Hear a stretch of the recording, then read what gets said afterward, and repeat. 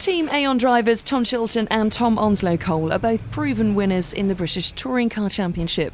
Tens of thousands of fans turn out to watch them and their rivals slug it out on the track, and Chilton says it's one of the most exciting forms of motorsport in the world. I've raced in various championships around the world and the racing is never as close as this championship. Literally you have 2, 3, 4 abreast sometimes down a straight, and if you go there as a spectator, which I'd done about the age of 9 years old, you never know who's going to come out the corner first. We go up to about 145 miles an hour in the British touring cars, which doesn't seem that quick, but it gets there really quickly.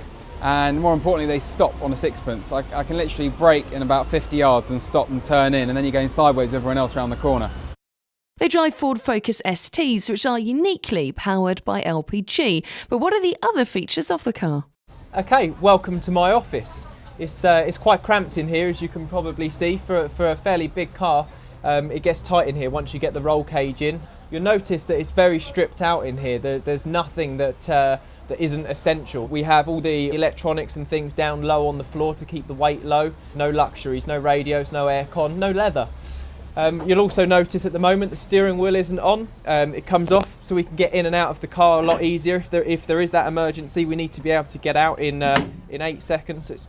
It's on there now. We've also got different adjustments in the car that we can make. So we've got a brake bias valve here that can move the percentage of braking from the front to the rear. So that's something we play a lot with during the races to alter the balance of the car. You also notice we have a very big gear stick here. It's a sequential gearbox. So it's not like your normal H pattern. We don't need a clutch to change up and down. We just pull the gear stick back to go up and push it to go down. It's a really good feature that makes the car a lot quicker over a lap time. We've also got a camera mounted on the roll cage there, and that's for if we have been naughty on the track, we get called up to the bus and we get to give our side of the story, and then unfortunately they bring the video footage into play as well. So as you can see, everything's very focused around the driver in here. I can reach all the buttons, I've got all the controls very close. All I need now is a sat-nav and a radio.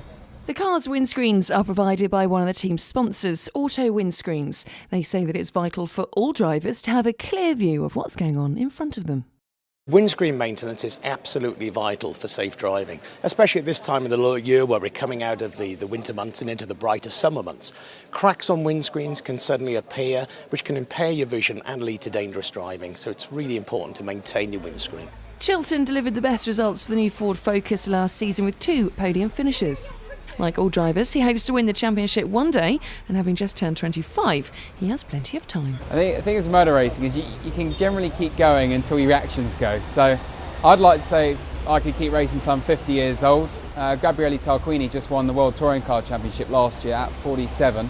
I'd quite like to keep going until I'm at least 50.